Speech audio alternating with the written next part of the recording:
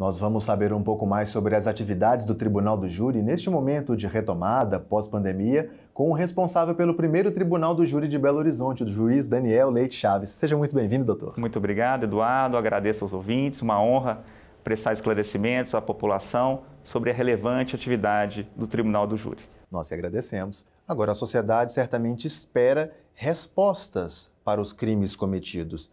E a gente está vindo de um período em que muitas coisas não aconteceram. Eu queria saber se esses julgamentos também foram paralisados em função da pandemia. Houve alguma suspensão dos serviços durante algum período? Sim, nesse início de pandemia, principalmente em março de 2020, teve essa paralisação. A gente funcionou no Tribunal de Justiça, nos tribunais pelo país, pelo conhecimento que a gente tem, em regime de plantão extraordinário, e dessa forma os atos processuais foram suspensos nesse primeiro momento.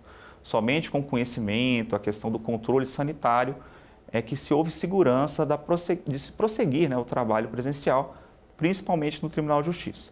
Bom, considerando essa paralisação, automaticamente a gente consegue imaginar que houve um represamento de julgamento desses casos.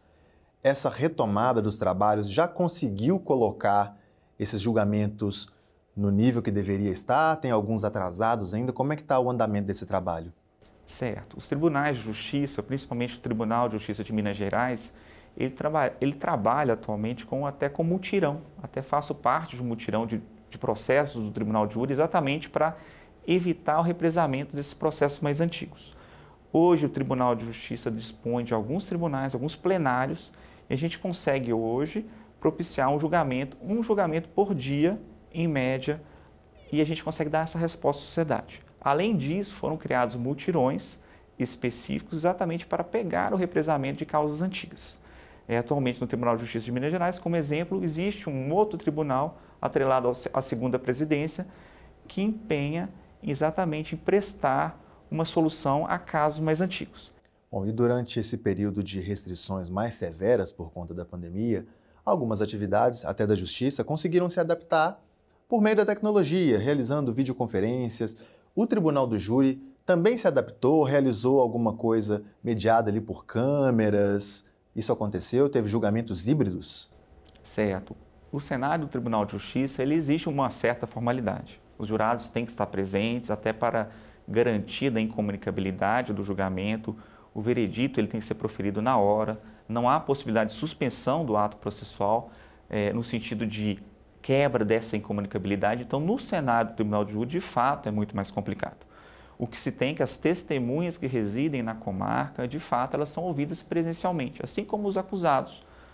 Os presos, eles são trazidos, eles são conduzidos à presença no plenário para que ele possa ser submetido ao julgamento. Cabe a ele escolher ou não se ele vai realmente prestar seu compromisso, no sentido de falar os fatos da forma que ele entender. Tem o direito constitucional ao silêncio, que é assegurado sempre ao acusado. A diferença que eu percebo no Tribunal de Júri reside nas testemunhas que não residem na comarca. A gente tem alguma restrição com relação a isso, a cumprimento de cartas precatórias, mas hoje em dia se possibilita o uso de videoconferência. Obviamente o Tribunal de Justiça tem os aparatos necessários exatamente para garantir a incomunicabilidade das testemunhas e, em certa medida, há essa possibilidade, em casos excepcionais, devidamente fundamentados pelo magistrado e com antecedência de comunicação às partes, da possibilidade da oitiva de testemunhas que não residem na comarca. Tivemos a oportunidade de fazer um julgamento de uma pessoa que estava residindo em São Paulo, em garantia até o princípio da plenitude de defesa, foi solicitado pela questão da idade, da enfermidade da pessoa, do acusado, que fosse submetido ao interrogatório em local distinto da sede do julgamento. Então, foi oportunizado nesse particular. E até mesmo de testemunha fundamental que residia fora do país. As sessões do Tribunal do Júri têm as suas formalidades, são rituais, já são cumpridos e repetidos há muito tempo. A utilização de uma videoconferência é quase que a quebra de uma tradição, não é? Como é que as pessoas têm visto um pouco dessa mudança, mesmo que momentânea? Certo. A recepção da comunidade jurídica, dos advogados, defensores públicos, promotores de justiça, dos magistrados, dos servidores e testemunhas tem sido muito boa, no sentido que oportuniza essas pessoas, esses atores do processo, no caso, processo penal, atuarem de uma forma mais efetiva. Eu dou de exemplo a questão, por exemplo, dos tribunais superiores, que a gente tem visto, as sustentações orais por parte de advogados em tribunais que antes eram inacessíveis. O STJ, o STF foram pioneiros nessa situação. O Tribunal de Justiça de Minas Gerais, ele tem recebido muita sustentação oral de advogados que anteriormente tinham que se deslocar por vários quilômetros para a sede do tribunal. Hoje oportunizou essa situação.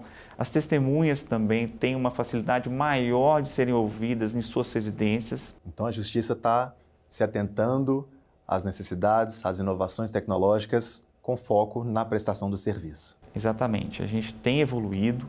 É um desafio muito grande, seja para o Poder Judiciário, seja para as pessoas a essa adaptação, mas o que a gente tem visto é muito empenho, seja por parte do Tribunal de Justiça, o CNJ, os tribunais superiores, no sentido de digitalização dos processos, oportunizar essa situação eficiente, realmente, se demonstrou os processos digitais e os meios tecnológicos de comunicação eficientes na prestação jurisdicional, e eu tenho visto muita aceitação do público geral.